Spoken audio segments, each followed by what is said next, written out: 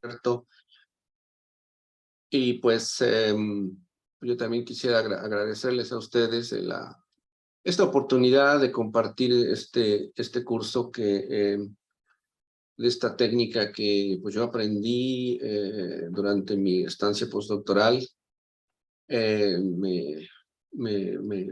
Podría decirse que me enamoré de ella porque al ver el potencial de la misma y al ver poco a poco irme dando cuenta de sus posibilidades, espero poder transmitir parte de ese entusiasmo y también colaborar para la formación de ustedes. Voy a iniciar digamos, desde un nivel completamente de cero, pues. Y pues en esta parte que aquí, si ustedes se fijan, dice parte número 1, introducción.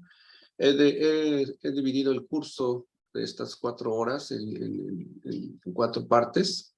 Uno va a ser la introducción. La segunda parte se refiere a principios físicos de la espectroscopía Raman. La tercera parte va a ser sobre instrumentación y la última parte va a ser sobre algunas aplicaciones. Entonces vamos a empezar con esta parte. En esta parte de introducción, pues el objetivo, los puntos que estaré tocando, por un lado es mostrar qué es y qué es lo que se mide, se detecta en la espectroscopía Raman. Algo creo que es importante es mencionar la evolución histórica de este efecto. Cómo se descubrió, en qué condiciones, lo que se derivó a partir de ese descubrimiento, dar un panorama de lo que ahora conocemos como espectroscopías vibracionales, hablar de vibraciones moleculares, hablar también de lo que técnicamente recibe el nombre de modos normales de vibración, y pues dar una motivación en cuanto a por qué es importante conocer el espectro vibracional de la materia. Espero que lleguen ustedes a coincidir conmigo que es una propiedad muy, muy relevante que necesitamos conocer para entender muchas otras propiedades que hay en los materiales. Por otro lado, estaremos también tocando qué información se puede obtener cuando yo tomo el espectro Raman de alguna muestra. Y finalmente mencionar algunas ventajas y qué desventajas también tiene la técnica. Bien, entonces vamos a empezar y con la parte esta de qué es el efecto Raman y qué es lo que medimos. Bien, los átomos en la materia, ya sea en estado sólido, líquido o gaseoso, pues nunca están en reposo, independientemente de la temperatura. Aun y cuando pudieran tener ustedes una muestra, bajar la temperatura a decenas, a milésimas de grado Kelvin, los átomos no están quietos, se están moviendo siempre. Aquí está ilustrado una red hexagonal, un par de átomos formándolo, aquí moviéndose, como realmente ocurre en la realidad. Acá tenemos otra estructura del mismo tipo hexagonal, con un átomo al centro, pero pues también tenemos allí una serie de movimientos. Lo que es de interés para nosotros, para caracterizar estos movimientos, estas propiedades vibracionales, es determinar, por un lado, los desplazamientos de cada átomo y la frecuencia de esos movimientos oscilatorios. Los desplazamientos de cada átomo, bueno, se va a referir a la manera en que cada átomo, en su posición, originalmente en una posición de equilibrio, se está desplazando hacia dónde, en qué dirección, con respecto al movimiento de los otros átomos, y la frecuencia que ese movimiento conjunto tiene. Y también, pues, un nombre técnico que a los modos vibracionales independientes le denominamos modos normales de vibración. Y aquí hago énfasis en la palabra independientes porque lo que medimos en la espectroscopía Raman, en la espectroscopía infrarroja, son fundamentalmente las frecuencias de vibración de modos vibracionales que son independientes. Esto es, que yo no puedo generar alguno de estos modos independientes a través de una combinación del resto. Es decir, es lo que en álgebra lineal conocemos como independencia lineal, linealmente independientes, es el mismo concepto, la misma idea. Bien.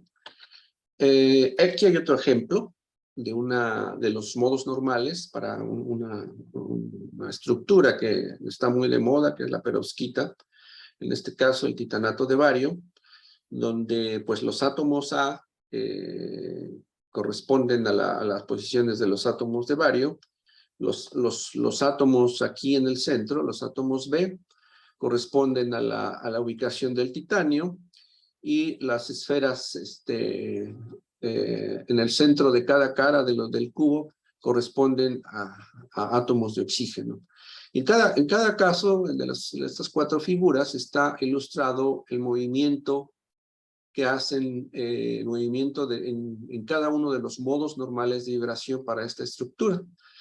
Por ejemplo, esta estructura, aquí vemos que los átomos que se encuentran en las tapas del cubo tienen este desplazamiento hacia arriba.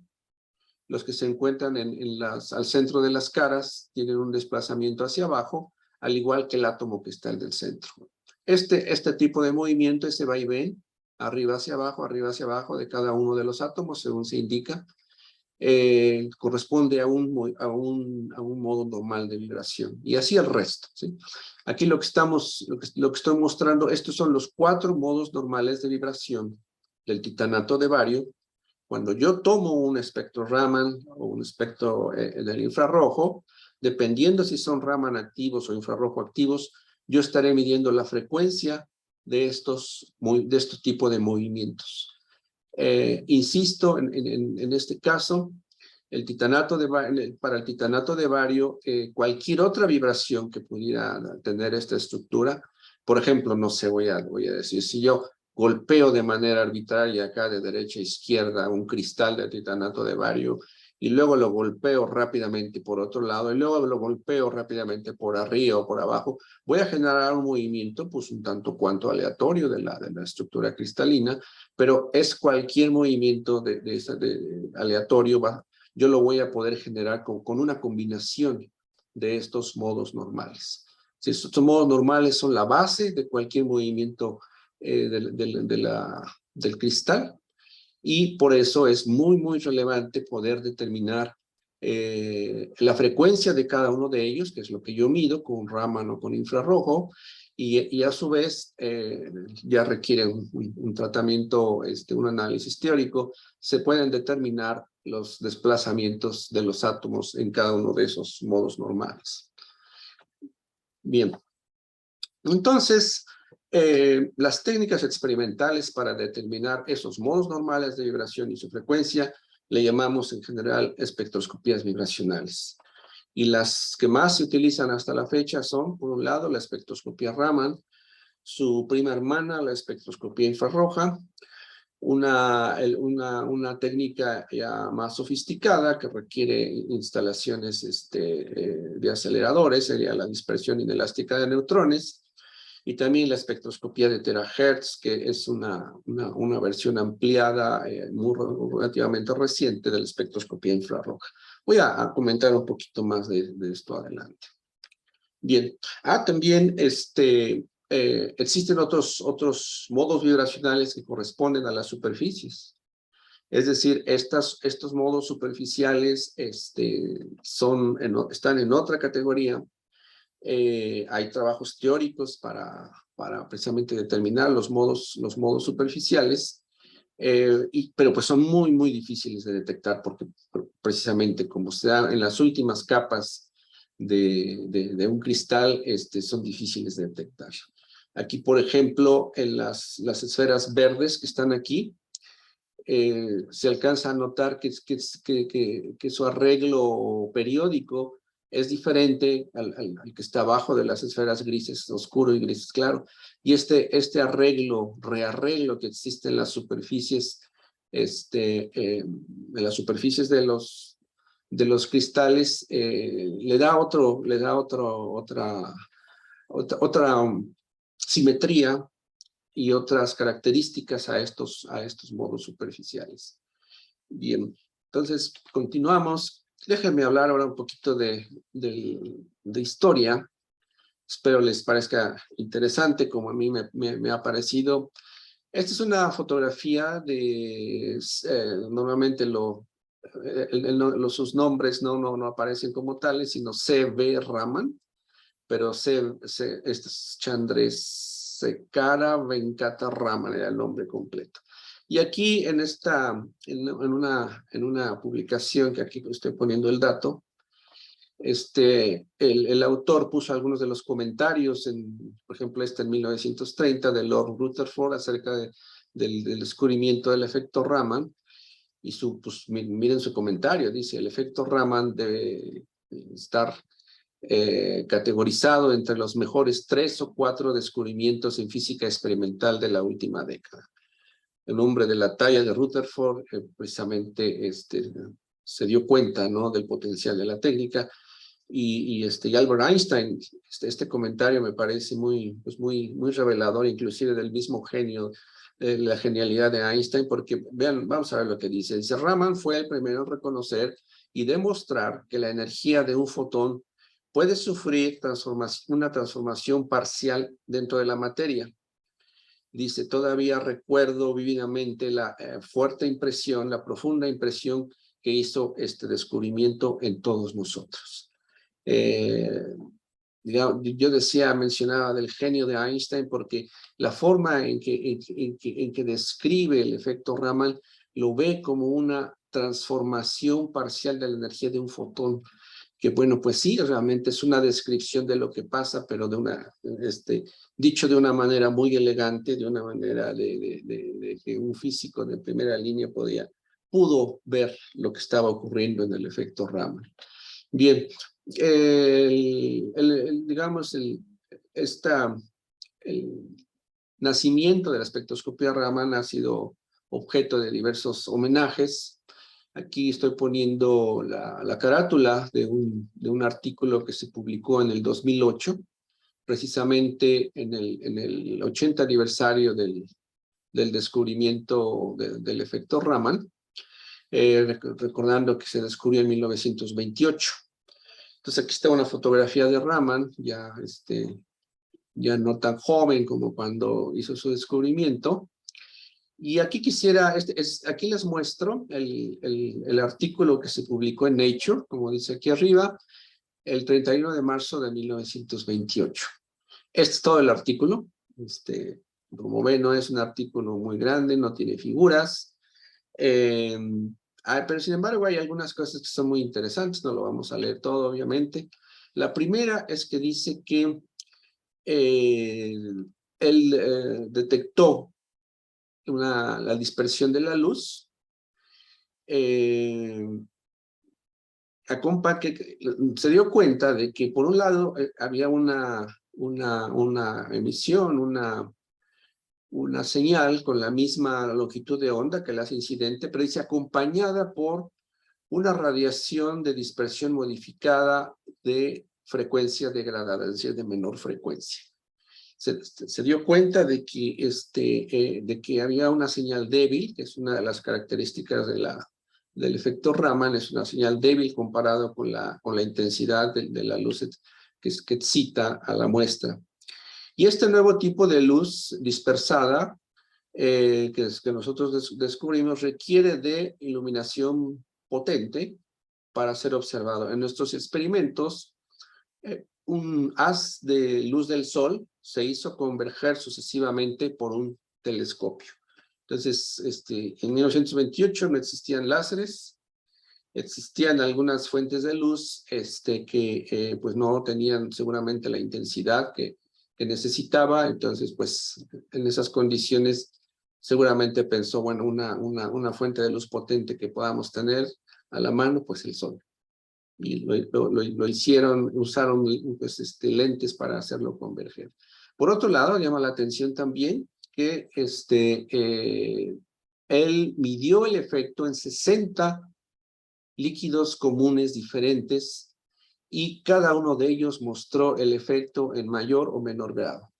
Que el efecto es una dispersión verdadera y no una fluorescencia, está indicado en primer lugar por su fickleness, por su baja intensidad, en comparación con la dispersión ordinaria y en segundo lugar por su polarización. O sea, se necesitaba alguien realmente conocedor de los fenómenos de dispersión, de scattering, para darse cuenta cuando se hicieron estos experimentos que estaba observando un fenómeno nuevo. Pues si no, yo he pensado, ¿verdad?, que si no hubiera tenido Raman la capacidad, el conocimiento, todo lo que se necesita para haberse dado cuenta que en sus experimentos había algo nuevo, pues probablemente los hubiera hecho, hubiera visto algo, no sé, una señal débil por ahí y hasta ahí, ¿no? Pero pues de ahí pues, muchos descubrimientos han sido de esa manera, de que quienes los han hecho han tenido la genialidad, ¿verdad?, de darse cuenta de que hay, darse cuenta y entender lo que están midiendo. Bien, este trabajo está firmado por Raman y Krishnan, que pues se dice que era su ayudante, su asistente, o quien trabajaba con él. Esta es una fotografía, bueno, perdón, las imágenes de ambos. Por lo general uno ve las fotografías, imágenes de Raman, pero de Krishnan no abundan, pero pues aquí lo estoy mostrando para que lo conozcan. Bien, sigo con la parte histórica. Es una parte del artículo que está aquí citado, donde habla de todo la expectación que causó el descubrimiento. Muchos laboratorios empezaron a trabajar en el efecto, y aquí hay algo que narra en el laboratorio de Kohlrausch, esto era en Austria, y dice lo siguiente.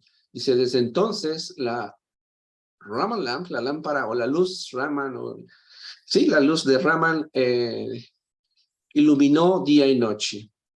Dormíamos en turnos en el instituto y yo mismo destilaba y limpiaba hasta la medianoche los líquidos que queríamos analizar. Hacía las exposiciones y medía los espectros. Kohlrausch, o sea, el jefe del grupo, vio que la formación de las líneas, él trabajaba, analizaba los espectros Raman resultantes y trataba de interpretar su estructura. Después de 2 meses, mandamos nuestro primer artículo a la Academia de Ciencias de Austria. Otros 5 papers en el área de química orgánica lo siguieron hasta el final de 1929. O sea, hubo toda una fiebre que se efectuó después del descubrimiento del efecto Raman, y muchísimos laboratorios empezaron a trabajar y a medir muestras. Esta fotografía me llama mucho la atención, por eso la quise poner. Vean esta fotografía, aquí se ve que hay varias personas atrás de pie, no se dice quiénes son, pero fue tomada en París en 1948, es decir, 20 años después de que hizo su descubrimiento, cuando recibió el doctorado honoris causa. Y aquí está de Broglie, lado izquierdo, Raman, Mulliken y Linus Pauling. Pero me llama la atención la actitud, la forma de estar sentados, es muy diferente. Yo creo que si se mandara esto a un analizador de posturas, analizador de, no sé, de actitudes, algo así, se vería una gran diferencia. Vean las manos sobre las piernas, y acá Raman con los brazos cruzados, un poco desafiante, o algo así, no sé, pero me llama la atención. Tenemos aquí a de Broglie y a Pauling con una cierta sonrisa. Mulliken está muy serio, y pues la mirada de Raman, no sé, ahí se las dejo de tarea, cómo la describiría. Bien. Este es un artículo publicado en 1988, de 60 años después, sobre la historia del efecto Raman. Y aquí tomé solamente algunas partes, pero dice: el potencial del efecto Raman en química y en física se se efectuó muy rápidamente. Hacia el final de 1928, en el mismo año del descubrimiento, 70 artículos se habían publicado en el efecto Raman. En septiembre de 1929 ocurrió el primer conferencia internacional donde se incluyó el efecto Raman como parte de él. Y hacia el final de 1929 el número de artículos publicados había crecido alrededor de 200. O sea, muchísimos laboratorios estaban ya trabajando. Y por otro lado, aquí en la parte de conclusiones de este artículo dice, el efecto Raman continuó justificando su promesa inicial. En la primera década después de su descubrimiento, se habían publicado alrededor de 2.000 artículos y los espectros Raman de más de 2.500 compuestos se habían reportado. La invención del láser al principio de los 60s no solo revolucionó la práctica de la espectroscopía Raman lineal, pero también el descubrimiento de una variedad de efectos no lineales, los cuales se han investigado. Entonces podemos ver de que digamos, este descubrimiento fue muy bien recibido por toda la comunidad científica y pues hasta la fecha sigue siendo una herramienta muy importante de caracterización de estudio de materiales. Ya para digamos, terminar sobre la vida de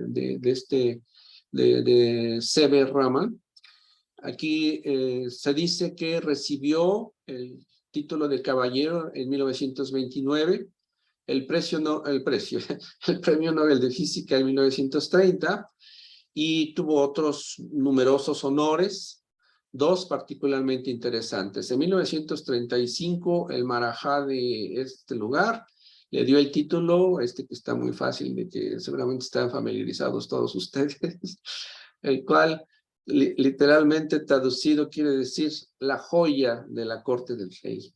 Y en 1954 el gobierno de la India le otorgó el título Bharat Ratna, que ha sido el único científico de ese país que ha recibido tal distinción.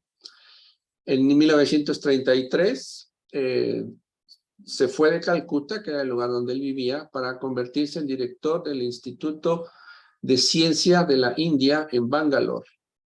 Posteriormente él fue capaz de construir un instituto en su propio derecho en Bangalore, ahora conocido como el Raman Research Institute, y ahí vivió y trabajó activamente hasta su muerte, que fue en el año de 1970, y sus restos mortales fueron cremados están depositados en el jardín del instituto, y aquí hay unas fotografías, por un lado del Instituto Raman en Bangalore, y este es el jardín y el árbol al pie del cual se dice que están los restos de este gran científico, a quien le debemos tanto, e inclusive este mismo curso.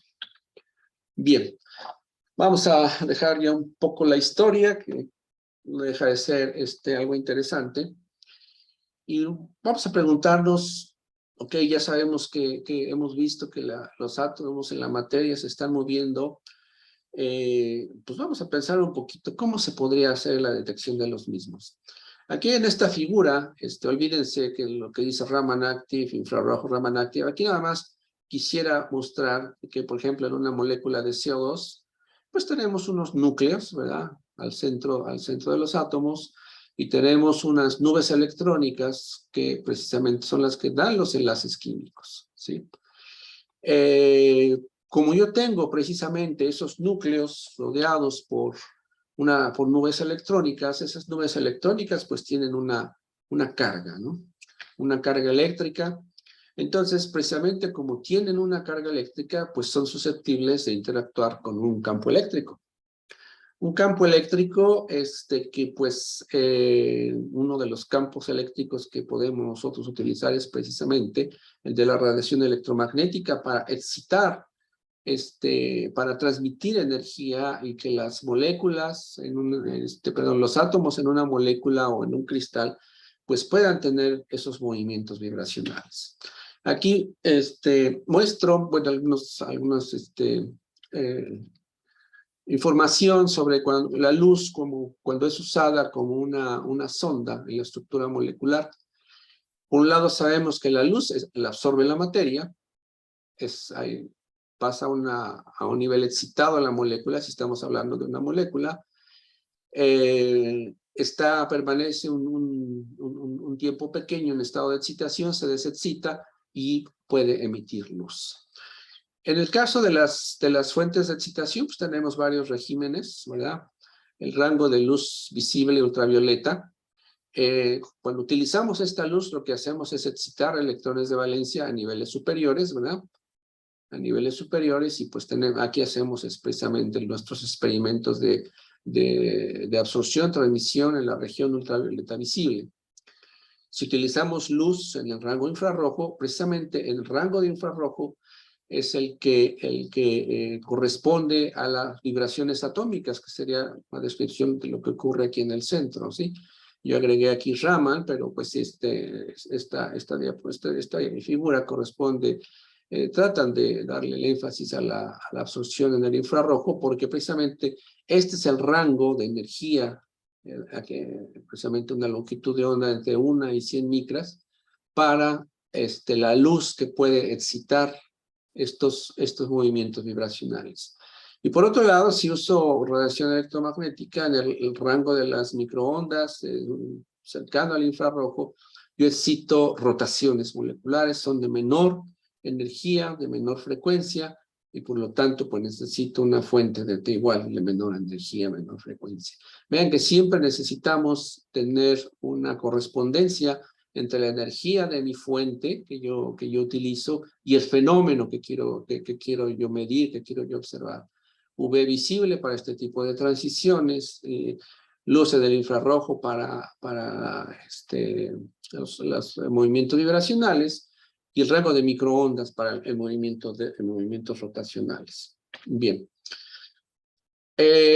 Por un lado, bueno, pues aquí está una figura donde se ilustra la diferencia entre la absorción en el infrarrojo y el efecto Raman. En el primer caso, iluminamos con una fuente de luz en el infrarrojo, como es necesario para las vibraciones, para excitar vibraciones atómicas. Es una fuente de luz con frecuencia variable, ¿verdad? Yo varío en un cierto rango la frecuencia, incide en la muestra, parte es absorbida, parte es transmitida, y entonces llega a un detector. Y aquí, bueno, pues yo voy a tener como resultado un espectro de infrarrojo. Aquí están los picos hacia abajo porque se está graficando transmitancia. Entonces, donde hay un pico hacia abajo quiere decir que hay una absorción. Y pues yo puedo identificar esas absorciones con diferentes grupos químicos, ¿verdad? Y de esta manera obtener un espectro. En el caso de la espectroscopía Raman, en la actualidad excitamos la muestra con un láser, y vean que aquí incide la muestra y a un cierto ángulo yo hago una colección de la señal emitida. La señal emitida va a tener tres componentes. Por un lado, la mayor parte de la señal que es dispersada, este cambio de dirección con respecto a la luz incidente, precisamente es una característica de la dispersión, del scattering en inglés. Va a tener la misma frecuencia nu0, y a ese tipo de luz dispersada con la misma frecuencia que la incidente le llamamos dispersión de Rayleigh. Y voy a tener otras dos componentes, que es esa luz cero más o menos cierta cantidad que precisamente corresponde a la energía de los modos vibracionales, y esto va a ser la señal Raman. Cuando esto llegue al detector, yo voy a tener un espectro de esta manera, que corresponde a la dispersión Rayleigh, ¿verdad? Aquí en primer lugar. Cuando esta es la diferencia, van a ser los picos Stokes, y para la suma va a ser los picos anti-Stokes. Aquí vemos cómo en esta ilustración la intensidad de los picos Stokes es más alta que la de los picos anti-Stokes. aquí hago la observación de que la misma información que yo obtengo del lado Stokes es la misma que aparece del lado anti-Stokes. La única diferencia es la intensidad. De hecho, cuando nosotros medimos un espectro Raman, siempre estamos en la región Stokes porque pues, es la más intensa. ¿Sí? No vamos a medir la parte menos intensa, pues no nos complicamos la vida. Es exactamente la misma información en ambos lados. Bien. Cuando Raman hizo sus experimentos, decíamos, utilizó la luz del sol, usó filtros, no incidió tal cual la luz del sol, hizo una selección de una frecuencia de la luz del sol. Aquí pues, se está ilustrando con un filtro en el violeta, pues, deja pasar la luz violeta, tenía líquidos, 60 líquidos, vimos ahí en el artículo que publicó en Nature, y esa muestra, esos líquidos, dispersaban esa luz violeta, pues por un lado, con la misma frecuencia, y por otro lado, una señal débil que la acompañaba. Para yo precisamente poder observar esta señal débil, necesito eliminar esta señal intensa. ¿Y cómo lo hizo? Pues con otro filtro, en este caso un filtro en el verde, y esa señal débil finalmente llegaba al observador. Y aquí tenemos una fotografía de Raman con su equipo que utilizó en aquella época. Ya, digamos, con la terminología moderna, este es un diagrama donde se ilustra, por un lado, lo que pasa en la absorción infrarroja. Aquí están ilustrados niveles vibracionales, ¿sí? Y acá arriba algo que se conoce como niveles virtuales, que ahorita voy a comentar un poco sobre esos que le llamamos niveles virtuales. Entonces, la absorción infrarroja es un proceso de absorción de luz que tiene esta energía. Y se detecta la luz que absorbió la muestra, y así genero yo los espectros. En la espectroscopía Raman sabemos que tenemos tres componentes: la dispersión Rayleigh, que la energía a donde se excita el electrón es la misma de desexcitación, y aquí estaría emitiendo luz, ¿verdad? Que esa es la que yo mido con la misma frecuencia de la radiación incidente. Los procesos Stokes, el electrón parte del estado base, llega a un estado excitado, y al desexcitarse lo hace a un estado vibracional excitado, no al estado base. Y esto corresponde a la generación de los modos vibracionales en la muestra. Podría ser el caso de que el fotón, el fotón con el que se excita, lo hace de un electrón que está en un estado excitado, aquí en el 1, llega a un estado superior, se desexcita y llega al estado base. Aquí está partiendo de un nivel vibracional excitado, decimos que está absorbiendo un fonón vibracional de la muestra. Bien, y aquí tenemos unos niveles que estoy seguro que muchos de ustedes nunca han escuchado hablar de niveles de energía virtuales. Aquí pensando un poquito en lo que hacemos con la muestra, nosotros le mandamos una gran cantidad de fotones a la muestra, una gran cantidad el láser es una fuente de luz muy concentrada, y eso produce una cierta alteración de la muestra.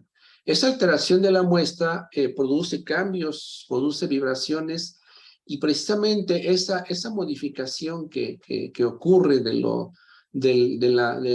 la molécula, vamos a hablar de lo más sencillo, de una molécula. Si lo pensamos, una molécula en estado excitado ya no es exactamente la molécula en ausencia de la luz. Entonces, instantáneamente, por un tiempo muy corto, yo afecto la molécula y genero, y precisamente esa molécula en estado excitado me puede dar lugar a esos estados virtuales que no aparecen cuando la molécula está en su estado base, aparecen cuando la estoy irradiando con una luz muy intensa como es la del láser. Encontré una descripción de esto en este libro que está aquí abajo, sobre los niveles virtuales. Aquí está asumido que una molécula con simetría esférica y que su estado base yo lo puedo describir precisamente como un estado S, simétrico, ¿verdad? Cuando recibe la tremenda cantidad de energía de un láser, pasa a un estado excitado, que en este caso podría ser un nivel P, y precisamente el estado virtual se puede ver como una combinación de estos, ¿sí? Que le llaman un estado elíptico, virtual. Ahí no estoy tan seguro lo que quiere decir eso, pero eso es una descripción que creo ayuda para entender estos estados virtuales. Es decir, vean que va de por medio el estado excitado para generar estos estados virtuales, y este estado excitado lo genera esa tremenda cantidad de energía que recibe en tiempos muy cortos, en este caso la molécula. Como es una molécula que no está, digamos, en el estado S, el estado base, no tengo yo estos estados virtuales, pero al recibir esa tremenda cantidad de energía, la molécula toda pasa a un estado excitado y entonces si hace el análisis de los niveles electrónicos, pues este estado excitado genera unos estados adicionales temporales de una duración muy corta que precisamente le llamamos estados virtuales. Ay, perdón. Y no sé por qué salió esto. Uy. Bien. Entonces, por otro lado, otra característica de los estados virtuales es su tiempo de vida es extremadamente corto, por la misma naturaleza transitoria de la excitación, es del orden de 10 a la menos 14, 10 a la menos 15 segundos. Pero, insisto, se debe a ese gran impacto de energía que recibe la molécula. Bien. Esta es otra ilustración del efecto Raman, ¿verdad? Aquí me está tratado de ilustrar una molécula de CO2, se le hace incidir un láser. Cuando esa excitación de la molécula de CO2 genera modos vibracionales y los fotones del láser salen dispersados en una dirección diferente a la inicial. Aquí se supone que esta longitud de onda es mayor que esta, por lo que está representando que el fotón perdió energía, se la transmitió al sistema para generar estos modos vibracionales. Algo similar se ilustra aquí, pero para el caso de un cristal, donde está ilustrado con esos modelos de esferas y resortes, que es una manera bastante didáctica y que puede representar bastante bien la vibración que existe en la materia. Y un hecho muy importante es el que está aquí indicado. Típicamente, de cada 1.000.000 de fotones que inciden en una muestra, solo uno se dispersa por efecto Raman. Los demás se van a dispersar en dispersión Rayleigh y solo uno de ellos va a tener este tipo de comportamiento. Esto lo que quiere decir que el efecto Raman es un efecto muy débil, lo cual pues tuvo que ver con aquello de que la espectroscopía Raman tuviera un retraso de un buen de años con respecto a la espectroscopía infrarroja, que voy a abundar más en eso después cuando hablemos de instrumentación. Esta es otra ilustración de los procesos Stokes y anti-Stokes. Tenemos un fotón incidente, incide en la muestra, crea un fonón, que es mi cuanto de energía vibracional, y sale dispersado en otra dirección y con una frecuencia diferente. En los procesos Stokes, la energía incidente es mayor que la energía del fotón dispersado. La diferencia, precisamente, la energía que perdió, corresponde al haber creado vibraciones, al haber creado fonones en la materia. Y el proceso inverso, cuando el fotón incide, puede ahora, en vez de generar, como acá arriba, un fonón, puede absorber un fonón ya presente en el material, lo absorbe, sale dispersado, pero ahora la energía del fotón dispersado es mayor que la del fotón incidente porque ganó la energía correspondiente a la energía del fonón. Esta es una ilustración de cómo se hacía antes la espectroscopía Raman con placas fotográficas, ¿sí? Para el tetracloruro de carbono. Aquí vemos el arreglo óptico sin el tetracloruro de carbono, aquí ya con el tetracloruro de carbono, y aquí vemos estas líneas a los lados que corresponden a la señal Stokes y a la señal anti-Stokes. Y este es un espectro moderno de la misma sustancia, tetracloruro de carbono, donde precisamente estas tres líneas aquí muy intensas, aquí están. En la de la placa fotográfica obviamente no se va a notar esta señal de menor intensidad, y esta sería la región Stokes, esta sería la región anti-Stokes, y podemos precisamente ver que contienen exactamente la misma información, pero cuando medimos Raman, insisto, estamos siempre midiendo la región Stokes. Si alguna vez ustedes miden la región anti-Stokes, van a poder darse cuenta que van a ver exactamente la misma señal, pero con menor intensidad. Y eso de más o menos intensidad se refiere, si me regreso a estas dos descripciones, que si cuánticamente se analizan estos procesos, la probabilidad de que ocurra la dispersión Stokes va a ser mayor que la probabilidad de que ocurra la dispersión anti-Stokes. Esa es la razón por la que hay esa diferencia de intensidades, que solo se puede explicar por la mecánica cuántica. Bien, aquí tenemos una ilustración de lo mismo, ¿verdad? Tenemos el láser, la dispersión de Rayleigh, que es verde, las dos, ¿verdad? La misma frecuencia. Corrimiento al rojo va a ser el proceso Stokes, es decir, pierde energía el láser porque genera vibración. Un corrimiento al azul, en el caso de la dispersión anti-Stokes, porque ganó energía, ganó la energía de un fondo. Bien, pues como todos los fenómenos en la naturaleza, tenemos leyes de conservación involucradas. Esta es la conservación de la energía. La energía en el estado inicial tenemos pues, la energía del fotón. Después de la dispersión tenemos la energía del fotón dispersado más o menos la energía del fonón que se produce. Tendremos signo más cuando es Stokes, tenemos signo menos cuando es anti-Stokes. Por un lado, si a esta ecuación de conservación de energía analizamos los órdenes de magnitud, el caso del fotón, de un fotón en el visible, esta frecuencia tiene una energía del orden de los electronvolts, mientras que la energía del fonón tiene una energía del orden de décimas de electronvolt. Entonces, si yo analizo esta ecuación, tengo este término es del orden de electronvolts, este término es del orden de electronvolts y este es de decenas de electronvolts. Entonces, como la diferencia entre estos dos es muy pequeña, del orden de decenas de electronvolts, realmente la energía del fotón incidente y del fotón dispersado están muy pegadas. Esto es lo que yo mido, la energía del fotón dispersado, la que llega a mi detector. Entonces, esta señal va a estar muy pegada a la del láser, que es la incidente.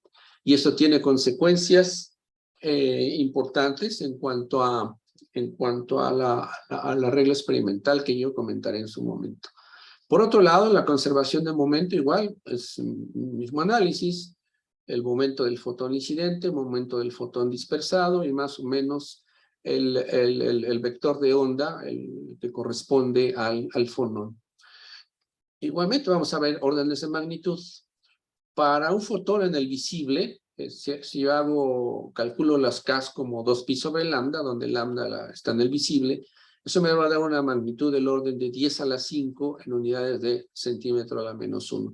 Recuerden, este es 2pi sobre lambda, entonces tiene unidades de inverso de longitud, que si yo pongo en centímetros las longitudes de onda, yo obtengo este orden de magnitud 10 a la 5. Por otro lado, para un sólido cristalino, el tamaño de la zona de Brillouin pues es del orden de 1 sobre el parámetro de red. Parámetro de red pues es de unos pocos angstroms. Yo hago el cálculo en centímetros y hago el 1 sobre ese parámetro en centímetros. Yo obtengo una magnitud del orden de 10 a la 8. Entonces, si yo comparo 10 a la 5 con 10 a la 8 y veo esta ecuación, yo digo, bueno, a ver, esta magnitud es del orden de 10 a la 5, este es del orden de 10 a la 5 y este es del orden de 10 a la 8. Entonces, realmente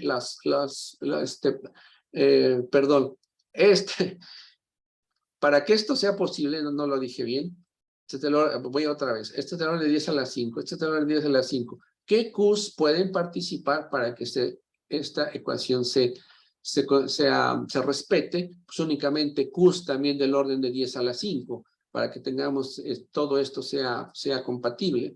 Pero es las Qs del orden de 10 a la 5 comparado con todo el tamaño de la zona de Brillouin, pues es una magnitud 1000 veces menor. Entonces, por lo tanto, pues una milésima, decimos que medimos que las Qs que pueden intervenir aquí solamente son Qs casi cero, una milésima de la longitud de la zona de Brillouin. Es decir, decimos que solamente podemos ver para esta ecuación, cuando hacemos dispersión Raman, únicamente vemos fonones alrededor del centro, donde Q es igual a 0, que es en la notación que normalmente se usa, es el centro, el punto gamma de la zona de Brillouin. Voy a abundar más en esto posteriormente. Bien, aquí es una figura de un ejemplo del libro del texto de teoría de estado sólido. Tenemos dos masas, una línea unidimensional con dos masas diferentes, M1 y M2, unidas por resortes con una constante de resorte. Entonces aquí tenemos en esta línea unidimensional la separación entre dos masas iguales, le llamamos 2A. Se hace el análisis que corresponde a las ecuaciones de movimiento para cada una de estas masas, y seguramente ustedes lo han visto en sus cursos de estado sólido. Se llega a esta solución, donde aquí le llamamos relación de dispersión para las vibraciones de una red diatómica infinita unidimensional. Se generan dos ramas, la llamada rama acústica y la llamada rama óptica. Y esta es la que llamamos la primera zona de Brillouin. Aquí se grafica la frecuencia en función del vector de onda. Bien, cuando tenemos la relación de dispersión, tenemos toda la información vibracional de mi sistema. Aquí, por ejemplo, del lado derecho están ilustrados algunos, las vibraciones que corresponden a algunos puntos. Por ejemplo, aquí en el punto del origen, pues aquí la frecuencia es 0, ¿verdad? Y corresponde a este movimiento, que sería un movimiento de traslación en una dimensión, ¿verdad? De los átomos. Yo desplazo mi muestra sin ninguna frecuencia, ¿verdad? Y corresponde precisamente a una traslación rígida de la muestra.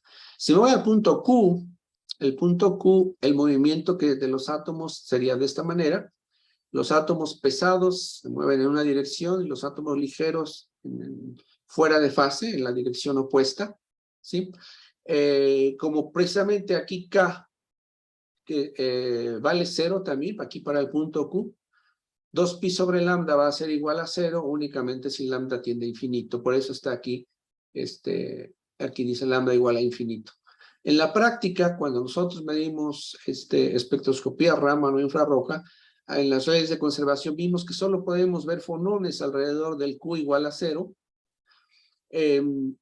Precisamente esos fonones, luego en la literatura se les llama fonones de longitud de onda grande o longitud de onda larga, porque literalmente es longitud de onda infinita, pero eso no ocurre en una muestra. En la muestra yo tengo ciertas regiones, para un cristal, unas regiones del orden de micras, ya se puede considerar que es una región infinita para todos fines prácticos, y en un dominio del cristal del tamaño micrométrico del orden de micras, pues ya digamos, el movimiento de los átomos es parejito de esta manera.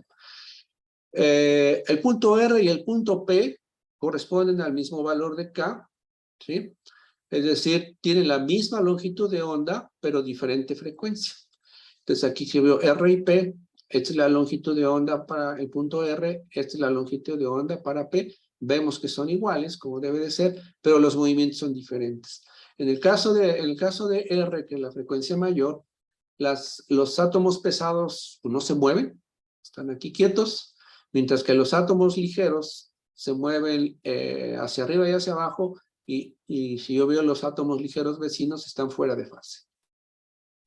En el punto P es el mismo movimiento, pero ahora los que se mueven son los átomos pesados, por eso la frecuencia es menor, ¿sí? Aquí los átomos ligeros están en reposo, y los átomos pesados están desplazándose, fuera de fase. Y los puntos S y T, igual, sería la mitad aquí de la zona de Brillouin, tienen la misma longitud de onda, ¿verdad? Pues el valor de 2pi sobre lambda va a ser el mismo. Entonces, esta es la longitud de onda aquí, la longitud de onda acá, y este es el movimiento que corresponde. Para el punto T, que es la rama acústica, vean que los átomos, pues, se mueven, podría decirse que en fase, los átomos contiguos, mientras que en S, los átomos contiguos se mueven, fuera de fase, ¿sí? Y esta característica de que se mueven fuera de fase, por ejemplo, este átomo para abajo y este átomo para arriba, ese movimiento puede generar un momento dipolar. Podemos pensar que si este fuera un cristal, por ejemplo, cloruro de sodio, donde el cloro, donde el sodio le cede un electrón al cloro, aquí tendríamos una carga positiva desplazándose para acá y una carga negativa desplazándose para acá. Eso me genera un momento dipolar o un campo eléctrico, si ustedes quieren pensarlo así. Este campo eléctrico, ese momento dipolar, puede precisamente interactuar con un campo eléctrico como el de la luz. Y por eso esta rama se le llama óptica, por esa característica que puede interactuar con el campo eléctrico de la luz, mientras que en los modos acústicos no tenemos esa separación de carga que los haría susceptibles a poder interactuar con la luz. De ahí vienen los nombres. Y aquí, bueno, vuelvo a hacer el énfasis, por espectroscopía Raman o infrarroja, yo solo puedo ver modos vibracionales, fonones, del centro de la zona de Brillouin, del Q igual a 0 o alrededor, una vecindad muy pequeñita, ¿sí? Bien. Bueno, esta es una animación que encontré por allí. No es totalmente fidedigna. Aquí, por ejemplo, este de abajo correspondería al punto aquí del origen, pero aquí la frecuencia es 0 y estas bolitas no se están moviendo con frecuencia 0. Esta sí está, las otras están bien. Este corresponde al movimiento aquí, cómo se mueven los átomos, aquí en la rama óptica. Y estas dos de la izquierda son los extremos aquí en la zona de Brillouin. La de frecuencia más alta, los que se mueven son los átomos ligeros, y en la de abajo los que se mueven son los átomos pesados, mientras la otra permanece en reposo. Bien. Ok, ¿cómo vamos? Ay, ya casi hicimos una hora. Bueno, haciendo una recapitulación, ¿verdad? Las técnicas experimentales para determinar la frecuencia de los modos normales de vibración, pues son, decíamos, la espectroscopía Raman, infrarroja, la espectroscopía de terahertz, dispersión inelástica de neutrones. Aquí quiero mencionar que precisamente tanto la espectroscopía Raman como la infrarroja se consideran técnicas complementarias. Aquí tenemos el espectro infrarrojo arriba y Raman abajo de una molécula de nitrocelulosa, que pues es una molécula bastante complicada, está aquí del lado izquierdo. Y aquí vemos cómo hay una correspondencia entre los picos de un lado y otro. En algunos casos son más intensos o mejor definidos, como aquel de abajo. Pero al hacer un análisis de las frecuencias aquí que se están midiendo, podríamos ver que se miden fundamentalmente en los mismos picos. Aquí por ejemplo, se ve mejor aquí, en la parte de infrarrojo.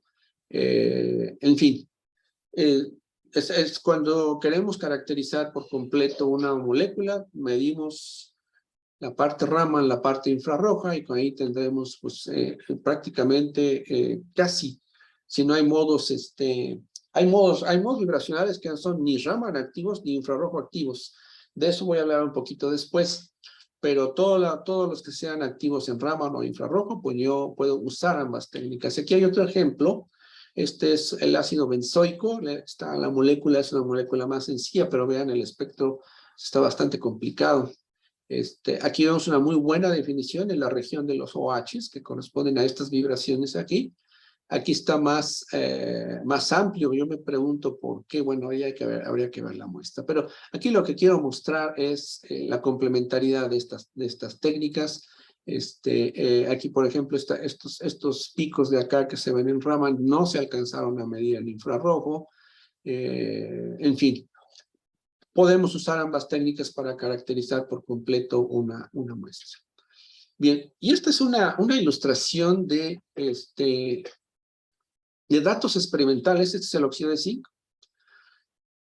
Las frecuencias Raman e infrarrojo están aquí en el Q igual a 0, que corresponden a estos cuadros verdes. Tenemos 1, 2, 3, 4, 5, 6 aquí. Y todas las otras, y aquí también está, aquí está el Q igual a 0, los mismos cuadritos, están repetidos, así como es como se acostumbra ilustrar las curvas de dispersión para un sólido. Pero aquí quiero llamar su atención a todo el resto, a todos los puntos rojos, los rombos rojos y estos círculos morados. Todas estas, ¿cómo se obtuvieron experimentalmente esos datos? Dispersión inelástica de neutrones. No hubo otra manera, ¿sí? Es dispersión inelástica de neutrones. Entonces, aquí la estoy poniendo precisamente para hacer énfasis a esta figura de que en Raman o infrarrojo medimos solamente las frecuencias en el punto gamma, corresponde al punto Q igual a 0. Otras frecuencias no son accesibles. Hay casos especiales donde sí son accesibles, pero en este curso no me va a dar tiempo de hablar de eso. Pero esta sería la generalidad. Puntos fuera del centro de la zona de Broglie solamente los podríamos medir por dispersión inelástica de neutrones. Bien. Ahora, ¿por qué es importante estudiar, analizar el espectro vibracional de un sólido? Bueno, si me permiten, podemos hablar de las propiedades fundamentales de los sólidos. Por un lado, necesito saber su composición química. Necesito saber su estructura, si es cristalina o es amorfa. Aquí estoy hablando de sólidos, no estoy hablando de moléculas en gases o en líquidos. Por otro lado, necesito conocer sus propiedades electrónicas que me dan precisamente las propiedades ópticas del material, las propiedades de transporte de carga, propiedades magnéticas en su caso, transporte de calor, la componente electrónica. Tenemos las propiedades vibracionales, que pues es precisamente el espectro fonónico y el espectro vibracional, que están relacionados con propiedades como calor, la medición de temperatura, transporte de calor en la componente fonónica, la componente vibracional. Tenemos propiedades mecánicas, que ya ahí, digamos, ya nos apartamos un poquito de estar poniendo atención a la naturaleza atómica, ya ver más el material como algo macro. Bien, pero entonces las propiedades vibracionales pues juegan un papel muy importante. Trato de transmitirles esa idea con esta figura. Por ejemplo, aquí esta es una figura de lo que pasa cuando yo incido luz a un semiconductor que tiene una banda prohibida eje. Mis electrones que tengo en la banda de valencia, pues recibiendo luz, van a ser excitados a niveles acá arriba en la banda de conducción. Vamos a suponer que un electrón es excitado desde esta posición hasta esta posición. Ese electrón va a querer llegar al estado de mínima energía en esa banda y de aquí poder recombinarse a la banda de valencia y llegar a su estado base nuevamente de donde partió. Pero precisamente ese proceso de desexcitación al fondo de la banda de conducción ocurre mediante generación de fonones. Estos pequeños brinquitos aquí son fonones que se producen en la muestra. Y pues aquí conocer el espectro vibracional del material es relevante para poder saber la magnitud de estos posibles pasos de desexcitación. Y aquí, por ejemplo, está ilustrado, estas son curvas de dispersión de fonones, ¿sí? Aquí tenemos ramas acústicas, LA y TA. La A quiere decir acústicos, la O quiere decir ópticos.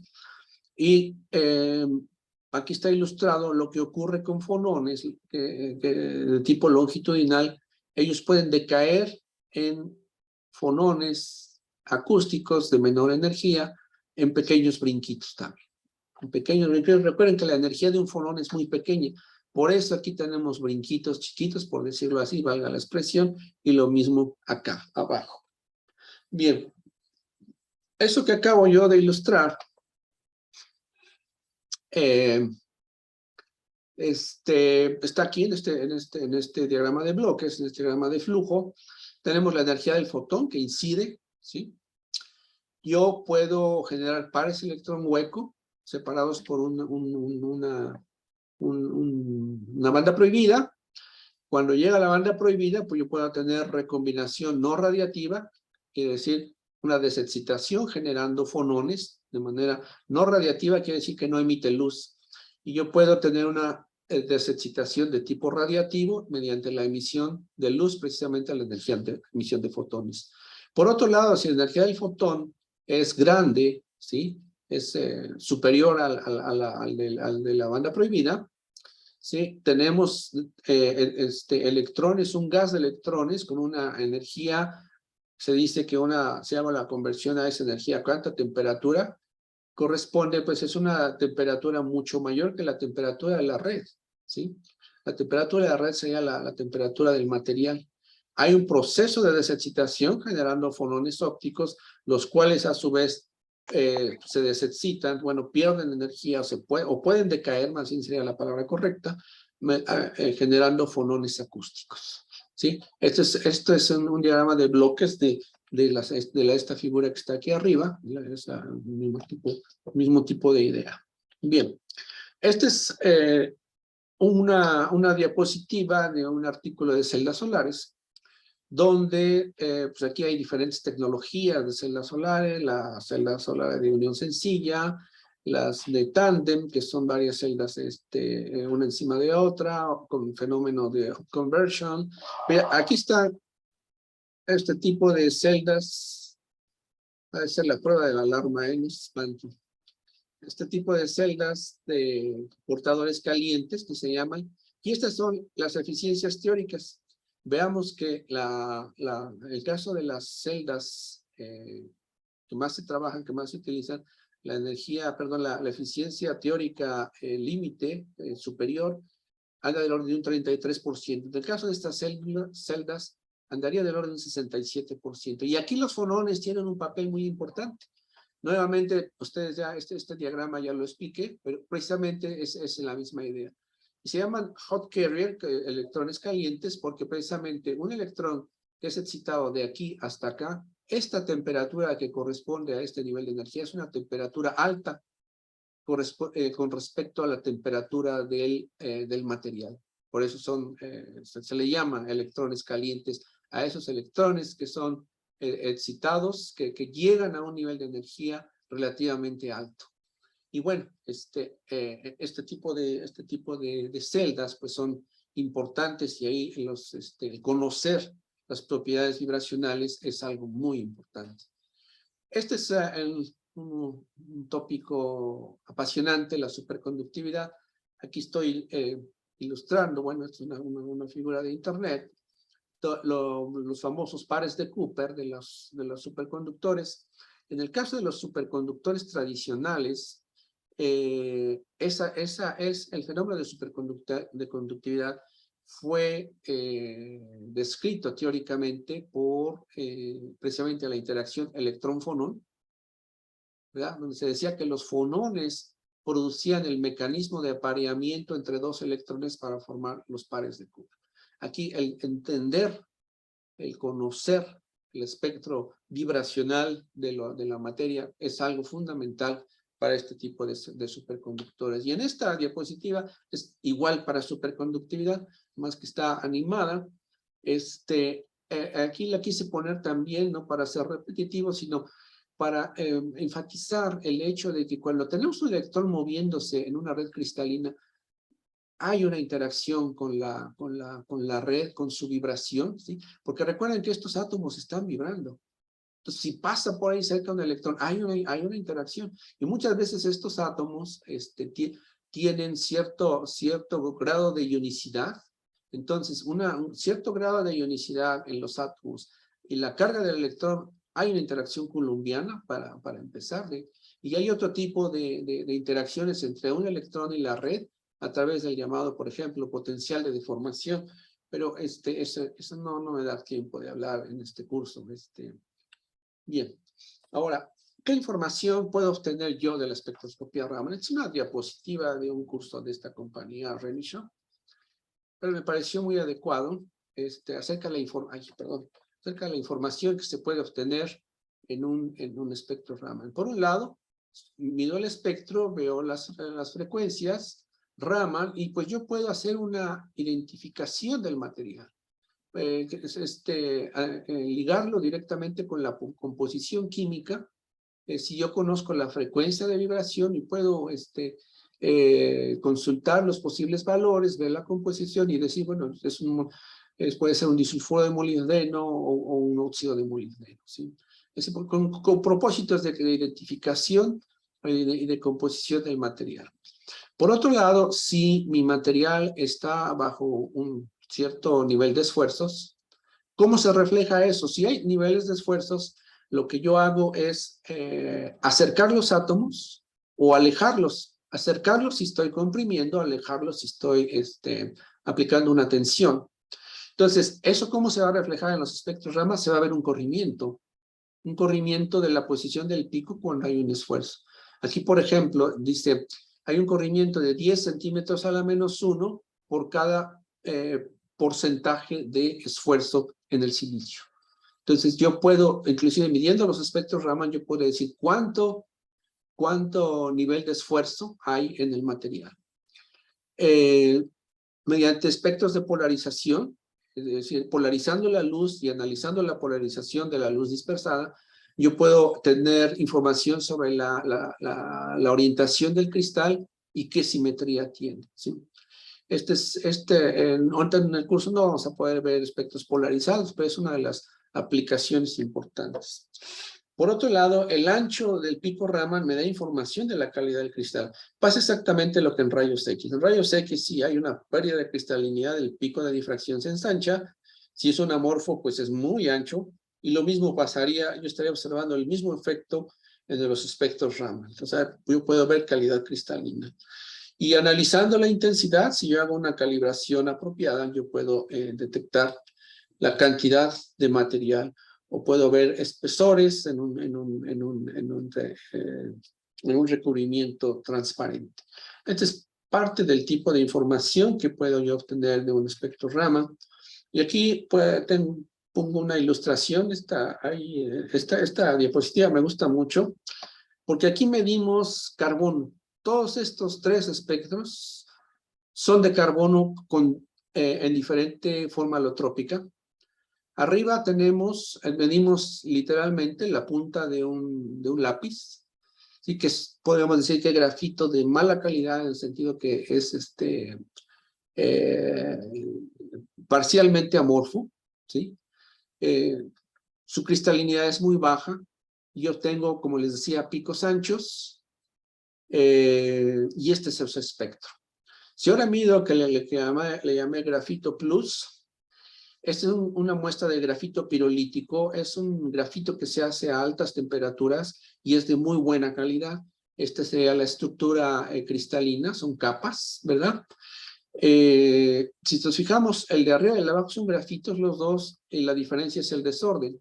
Este pico de 1577 es el llamado pico G, que corresponde precisamente al grafito, corresponde a un movimiento de los átomos de la malla hexagonal del grafito. Y este pico de 1345 de la punta del lápiz es el pico llamado de defectos. Pues defectos cristalinos generan este pico. Y precisamente en el grafito pirolítico vemos que aquí apenas aparece un umbrito muy, muy leve que me dice que hay un nivel de defectos muy, muy bajo. Y por otro lado, este es diamante, que sigue siendo carbono con otra estructura cristalina. Aquí, para medir este espectro, un colega precisamente de FATA trajo un anillo de compromiso de su esposa, le dimos el diamante, y vean lo ancho del pico, es extremadamente angosto, este es un diamante de alta calidad. Aquí, si ustedes tienen por ahí algo que les digan que es diamante, nos los traen y les decimos si es cierto, no es cierto, y si es de buena calidad o no es de buena calidad, de una manera muy rápida y muy sencilla, y no les cobramos. Bien, esta diapositiva me gusta también mucho porque ilustra el efecto de diferencia de masas. Recuerden que estamos viendo vibraciones, y en vibraciones lo que es importante es la masa de los átomos que se están moviendo y el enlace cristalino, porque el enlace cristalino vendría a ser la constante de fuerza de los resortitos que unen esas masas. Bien, en el caso de silicio y germanio, ustedes saben que estos son del grupo 4, tienen exactamente la misma estructura cristalina, la estructura tipo diamante. La única diferencia, bueno, hay una cierta diferencia en constantes de red, que ahorita no recuerdo, pero no es tanta, pero la mayor diferencia viene de las masas. El silicio tiene su frecuencia de vibración en 521 centímetros a la menos 1, el germanio en 300. ¿Por qué el germanio en 300? Pues porque es un átomo más pesado. Vean el corrimiento que existe. El espectro es exactamente el mismo porque tienen la misma estructura cristalina. Lo único, y los dos son de enlaces covalentes, lo único que cambia es precisamente el tamaño de las masas, la magnitud de las masas. Y eso se detecta de una manera muy bonita en la espectroscopía vibracional. ¿Sí? Aquí vemos. Y acá tengo otra colección de espectros. Estos son espectros de estos compuestos que aparecen aquí. Son compuestos, son semiconductores polares. Selenuro de zinc es 2,6, el arsenuro de galio y el antimonuro de indio es de los 3,5, pero todos estos tres tienen este tipo de estructura, la tipo zinc blenda. Estos son los espectros. Por ser semiconductores polares, podemos hablar de que existe un modo transversal y un modo longitudinal. Aquí, este es para el selenuro de zinc. El arsenuro de galio, vean que el TO y el LO, transversal óptico y longitudinal óptico, aparecen muy cercanos. Y el antimonuro de indio también aparece muy cercanos. Bueno, pues esta separación está dada en función del grado de ionicidad de los átomos aquí. Este es un compuesto 2,6 más iónico que estos dos de abajo, entonces me produce una separación del TO y el LO más grande que en este caso. Entonces vean que aquí estamos prácticamente hablando de, aquí no estoy haciendo énfasis en la posición de los picos, que ya sabemos que corresponde a la diferencia de las masas. Estoy haciendo énfasis en la separación entre el TO y el LO, que me está dando información del tipo de enlace. En este caso de este 2,6 con respecto a estos 3,5, ¿verdad? Y aún dentro de los 3,5 hay diferencias. Por ejemplo, para el arsenuro de galio de 2,65 a 2,90 hay 25 centímetros a la menos 1, es la diferencia, y aquí habría 11 centímetros a menos. Pues yo puedo decir que aún y cuando estos son 3,5 los dos, el enlace es más iónico en el arsenuro de galio que en el antimonuro de indio. Una información que difícilmente se podría obtener por alguna otra técnica. No, seguramente hay, pero aquí sale de una manera más sencilla, muy sencilla. Bien. Pues ya para terminar la introducción, vamos a hablar de ventajas de la espectroscopía Raman. Es posible medir lo que ustedes, cualquier estado de agregación molecular. Hay celdas para sólidos, celdas para gases, celdas para líquidos, celdas para gases y sólidos. ¿Sí? Se puede medir, no hay realmente ninguna etapa de preparación de las muestras. La muestra como está, la ponemos y la medimos. Es una técnica no destructiva, su muestra no se destruye después de hacer la medición. No requiere vacío, realmente no es necesario, ¿verdad? Tener algún sistema para hacer vacío y medir. Bueno, si mido a baja temperatura, sí, porque si no se me condensa el agua, pero ese es un caso especial. Los tiempos de medición son relativamente cortos. Nosotros obtenemos los espectros típicamente en unos cuantos segundos. Las muestras más de señal muy baja, pues si a lo mejor 2, 3 minutos ya hacemos la medición. Podemos medir soluciones acuosas, que este es un detalle que la espectroscopía infrarroja, la absorción del agua en el infrarrojo es muy grande, entonces si ustedes tienen una muestra húmeda o en un medio acuoso, la espectroscopía infrarroja la domina la absorción del agua y no pueden ver la señal de su muestra que tengan disuelta. Se pueden utilizar recipientes de vidrio para medir líquidos. Típicamente también el vidrio tiene una absorción muy fuerte en el infrarrojo y también se ve en Raman, pero no es tan crítico, menos complicado, pues. Se pueden hacer medidas remotas a través de fibras ópticas, es decir, ustedes pueden tener su espectrómetro en un laboratorio y por fibra óptica ir a otro lado, llevar la fibra óptica y poder medir lo que estén midiendo. En la industria esto se usa mucho. En la industria tienen su laboratorio en alguna parte y llevan por fibra óptica alguna parte del proceso y con fibras ópticas llevan el láser y colectan la señal y pueden medir el espectro. Se pueden medir muestras muy pequeñas, desde monocapas, pozos cuánticos, nanomateriales. Aquí es donde entran los espectrómetros Raman que tienen integrado un microscopio, que aquí vamos a hablar de ello. Se puede estudiar la respuesta de materiales en función de la temperatura, en función de la presión. Hay celdas de presión especiales y también hay crióstatos para enfriar o calentar una muestra y poder medir y las propiedades vibracionales justamente cuando yo cambio la temperatura o cambio la presión. Y bueno, existen variantes para casos especiales. Hay toda una sopa de letras de técnicas Raman, por ejemplo, Raman resonante, vamos a hablar aquí un poquito. El SERS, que es el Surface Enhanced Raman Scattering, el TERS, que es Tip Enhanced Raman Scattering, CARS, que es Coherent Anti-Stock Raman Scattering, y hay otras varias variantes, ¿no? O sea, es una técnica muy rica en las posibilidades que tiene. Y esta es una línea de tiempo. Aquí nada más puse algunos, resalté algunos eventos importantes. Aquí en 1928 fue el descubrimiento. Como decíamos, el láser se descubre en los 60.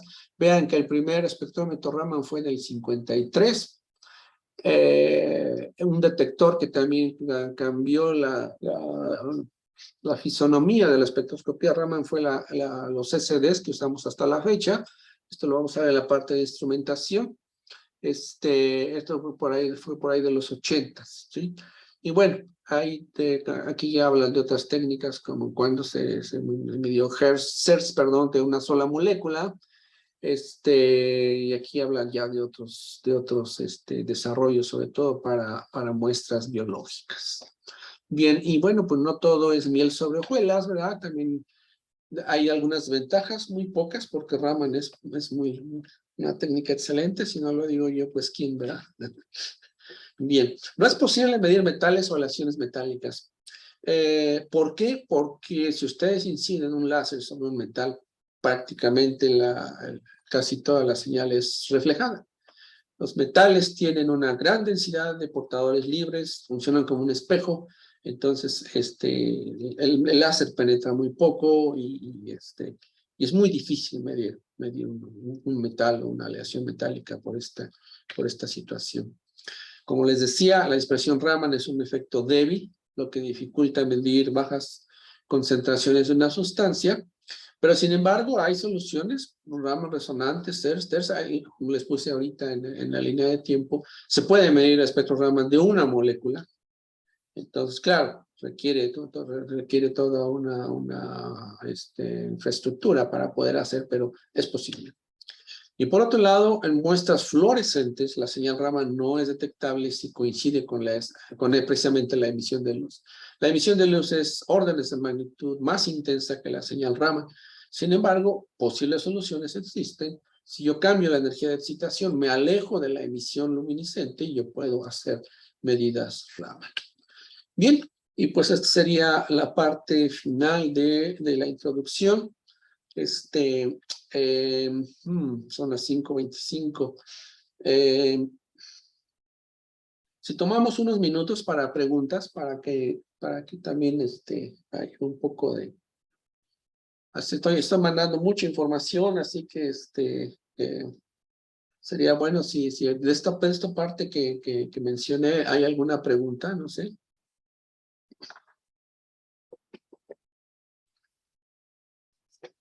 No tengan miedo, jóvenes. Si alguien tiene una pregunta, pueden escribir en el chat o encender su micrófono sin ningún problema.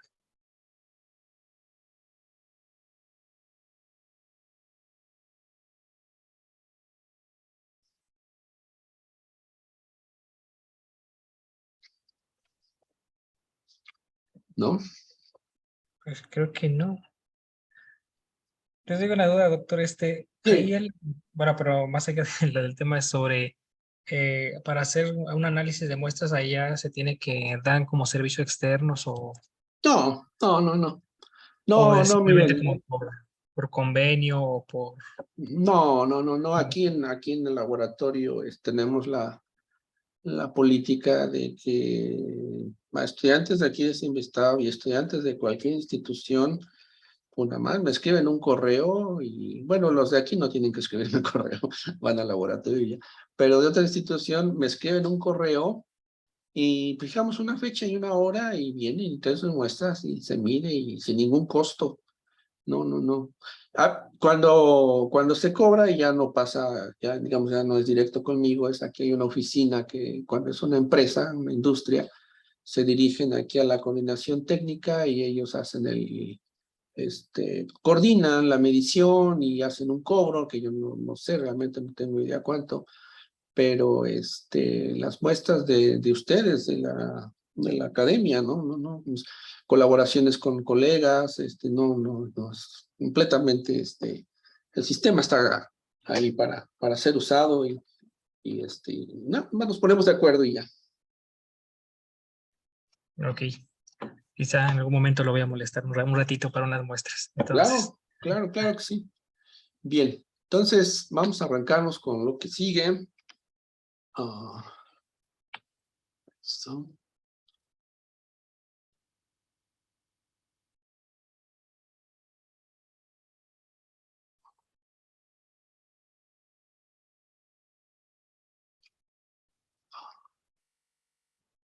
Es que mi mouse se está poniendo rebelde.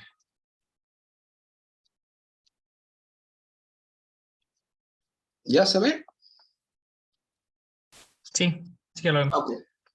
Bien, entonces voy a hablar de principios físicos. Vamos a ver hasta dónde podemos llegar. Esta es una figura donde pues está hasta arriba de todo el espectro electromagnético, desde la región de la resonancia magnética nuclear, pasando por la resonancia de spin electrónico, microondas, la región del Raman infrarrojo, que es la región infrarroja, bueno, valga la redundancia, la región ultravioleta visible, rayos X, rayos gamma. Pues la región que nos interesa pues es precisamente esta. En términos de número de ondas, centímetros a la -1, tenemos que va típicamente de 10 a la 2 a 10 a la 4. La longitud de onda, bueno, pues está entre 10 a la -2, 10 a la -4 en centímetros, en unidades de centímetro. Este no es muy usado, lo que sí es un número a aprenderse, es la frecuencia, que es del orden de terahertz. Tenemos 10 a la 12 hasta 10 a la 14. Son las frecuencias típicas de cuando los átomos vibran, sus frecuencias típicas están en esta región, ¿sí? Y en energía, pues como decíamos, tenemos decenas de milielectronvolts, o sea, 10 a la -2, ¿sí? Y típicamente un electronvolt, pero básicamente es en la región aquí, cercana a los milielectronvolts. Bien, tenemos, bueno, esto es acerca de qué es lo que se excita, ¿no? Con rayos gamma, que son los más energéticos, pues ya tenemos reacomodo de partículas elementales en núcleos, rayos X, pues su origen son transiciones entre niveles de energía de electrones internos en átomos y moléculas.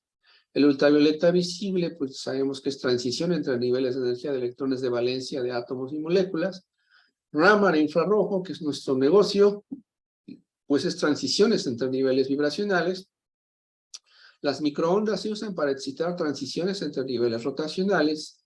La resonancia de spin electrónica, pues precisamente es transiciones entre niveles electrónicos de spin, o la resonancia magnética nuclear en transiciones entre niveles nucleares de spin en un campo magnético. Digamos, esas son las generalidades del espectro electromagnético. Esta figura ya la ilustré, ¿verdad? En el caso de, precisamente, hacemos incidir luz a un centro de dispersión que es una muestra, una molécula, un sólido. Tenemos nuestras componentes, dispersión Rayleigh, que es con la misma frecuencia. Aquí está nu. Déjame aquí poner el lazo. Aquí está nu, y acá también está nu. Tenemos nuestra dispersión anti-Stokes, que es a mayor frecuencia, mayor energía, y nuestra dispersión Stokes, que es a menor frecuencia, menor energía. ¿Por qué? Porque produjo fonones, produjo vibraciones, entonces pierde energía, y por lo tanto el fotón dispersado tiene menos energía, menos frecuencia. Bien, un diagrama parecido, pero nada más que aquí lo que he mostrado antes, donde están los estados virtuales, pero acá arriba tenemos este sería el primer estado electrónico arriba del estado base. Este es el estado base electrónico, que está aquí también con línea gruesa amarilla. Este es el primer estado electrónico excitado, y cuando yo hago lo llamado Raman resonante, yo excito los electrones hasta el primer nivel electrónico excitado. Ya no uso los estados virtuales porque la energía del láser me da para que los electrones brinquen hasta acá. Y a ese tipo de espectroscopía Raman se llama Raman resonante, ¿sí? Y aquí está ilustrado el caso Stokes, ¿verdad? Que precisamente el electrón se excita a un estado vibracional, es decir, generó vibraciones en el material. Bien, bueno, esta es muy parecida, aquí la comparación de qué hago cuando hago absorción infrarroja. Es un proceso de absorción simplemente, un proceso de absorción, y el Raman es un proceso de scattering, o sea, de dispersión, que ya lo he estado explicando, ¿sí? Acá a la derecha es la misma información, solo que está aquí dibujado con un potencial anarmónico. El potencial armónico sería la parábola perfecta, ¿no? El potencial anarmónico para el infrarrojo, ¿verdad? Otra vez un proceso de absorción, y para el proceso Stokes y anti-Stokes. Bien, aquí, aquí con esta figura voy a especificar más este asunto del número de onda. El número de onda,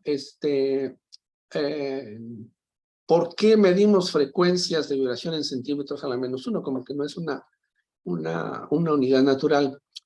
Pues resulta que la frecuencia, ya sabemos, acabamos de mostrar, las frecuencias de vibración andan del orden de terahertz o de centenas de terahertz. Decíamos entre 10 a la 12, 10 a la 14.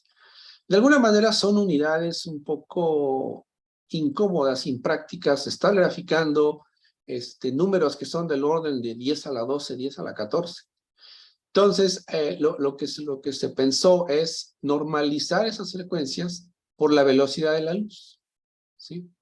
Por la velocidad de la luz, que pues ya es del orden en centímetros sobre segundos, del orden de 10 a la 10. Entonces, esto me va a dar un número que es del orden de 10 a la 2, sí, del orden de 10 a la 2 a 10 a la 4, ¿sí? Y entonces, si yo analizo las unidades de esta frecuencia normalizada, esta frecuencia está en unidades de 1 sobre segundo, y está en unidades de centímetros sobre segundo. Se cancelan los segundos y me sobrevive 1 sobre centímetro, ¿sí? Entonces, esta es la razón por la que medimos frecuencias en unidades raras, si ustedes quieren, de centímetros a la -1. Y otra expresión, si nu sobre C es precisamente 1 sobre lambda. Por eso en esta figura, cuando se ilustra el corrimiento, el Stokes, perdón, voy a pensar por el Stokes, ¿a corrimiento a qué se refiere? Es 1 sobre lambda 0, donde lambda 0 es la longitud de onda del láser, puesta en unidades de centímetros, en vez de nanómetros, que es lo que estamos acostumbrados. Esos nanómetros lo convierten a centímetros, lo toman al inverso, Y luego esta posición del pico Stokes, también vemos a qué lambda corresponde, hacemos 1 sobre lambda, y lo que graficamos es precisamente esta diferencia. 1 sobre 0 entre menos 1 sobre lambda Stokes. Y lo mismo ocurre para el lado anti-Stokes. Es 1 sobre lambda 0 o 1 sobre lambda anti-Stokes. Pero vean que aquí la referencia es la lambda 0 del láser. Por eso se llama corrimiento Raman. ¿Corrimiento respecto a qué? Corrimiento respecto a la posición del láser, a la posición de la longitud de onda del láser que yo estoy utilizando. Por eso si uso un láser en el rojo como el 632.8 o en el azul como el 488 nanómetros, tengo que hacer el 1 sobre lambda y ese va a ser mi 0. ¿Sí? Justo aquí donde sea 1 sobre lambda 0, 1 sobre lambda del láser, ese va a ser el origen de mi espectro Raman. ¿Sí? Entonces, es por eso el nombre de corrimiento Raman, ¿sí? Porque es el corrimiento respecto al láser que estoy yo utilizando. Si yo uso, insisto, si yo uso 2 láseres diferentes, entonces hago esta operación y el corrimiento Stokes y anti-Stokes va a ser el mismo. El pico Raman lo voy a obtener exactamente al mismo corrimiento Raman, aunque yo use láseres diferentes. En la práctica, pues lo que se grafica por lo general, bueno, sí, es la intensidad en el eje vertical, y en el eje X hay varios nombres, varias posibilidades. Uno es el corrimiento Raman, del que estaba hablando, que es el término correcto. Por otro lado, puedo tener intensidad Raman o intensidad, sencillamente, en función del número de onda, es correcto también. El número de onda, pues, se refiere precisamente a estas diferencias que están aquí. Realmente son diferencias de números de onda. Este es el número de onda para el láser y este es el número de onda para el pico Stokes. Son diferencias, ¿sí? Pero, pues, cuando se grafica esto y le ponemos número de onda, sabemos de antemano que estamos graficando esta diferencia. Otra posibilidad es graficar la intensidad Raman, y algunos le ponen aquí frecuencia en centímetros a la menos 1. Es correcto también. Es una frecuencia que está en unidades de centímetros a la menos 1, como lo acabo de ilustrar acá. Pero, por favor, no hagan esto. No pasa seguido, pero he visto que intensidad Raman y le ponen longitud de onda en 1 sobre centímetro. Esto está mal, hasta está mal escrito el wavelength, le falta una G. Pero la longitud de onda no tiene unidades de 1 sobre centímetro. Esto es completamente incorrecto y por favor no lo hagan. Eso tiene tachi, ¿no? Cualquiera de estas otras 3, ustedes lo pueden hacer. A mí me gustan más pues estas 3, ¿no? He usado Raman Shift, he usado Wave Number y he usado Frequency. Son correctas. E insisto, lo que estamos graficando es esta diferencia, ¿sí? Mi origen, mi 0, es el 1 sobre lambda del láser. Bien, ahora, ¿cuál es el origen el origen físico de estas bandas Stokes y anti-Stokes? Porque yo les he dicho que salen, pero ¿por qué? Eso es algo interesante. Vamos a tener una introducción rápida de esto. Primero vamos a hablar de la dispersión de luz. ¿Qué es eso? Bueno, cuando yo incido luz sobre una muestra, dice, esta es transmitida o absorbida siguiendo las leyes estándares de óptica. La luz puede ser reflejada, puede ser absorbida, puede haber una refracción, pero una fracción muy pequeña es dispersada en todas direcciones. ¿Por quiénes? Por inhomogeneidades dentro del medio. ¿Qué tipo de inhomogeneidades? Bueno, hay 2 clases de inhomogeneidades, le llamamos estáticas o dinámicas. Defectos cristalinos, como dislocaciones, son centros dispersores estáticos y dispersan la luz elásticamente. Es decir, elásticamente quiere decir que con la misma frecuencia. Aquí no se generan las líneas Stokes y anti-Stokes, sino únicamente la dispersión Rayleigh. Pero si tengo centros dispersores dinámicos, que los podemos definir como aquellos que presentan fluctuaciones en la densidad del medio. Hay una fluctuación en la materia que rodea un punto en el espacio, y algunos ejemplos son precisamente las vibraciones atómicas, que de las que hemos estado hablando, son centros dispersores dinámicos, y en semiconductores ocurren también fluctuaciones en la densidad de carga o fluctuaciones en el spin. Las fluctuaciones en la densidad de cargas se conocen como plasmones o charge density waves, ondas de densidad de carga, y las fluctuaciones de los spines periódicos pues son los magnones. Este tipo de interacciones pues pueden ocurrir con la luz, o pueden ser excitados con la luz, y eso también es toda una línea, son líneas de investigación en la espectroscopía RAM. Bien, seguimos hablando de esto. Un dato histórico: la dispersión inelástica de luz fue propuesta teóricamente por primera vez por Bourgeois. Esto fue en 1922, y en Rusia, Mandelstam también hizo el mismo tipo de predicción en el año de 1926. Recordamos que Raman hizo su descubrimiento en 1928.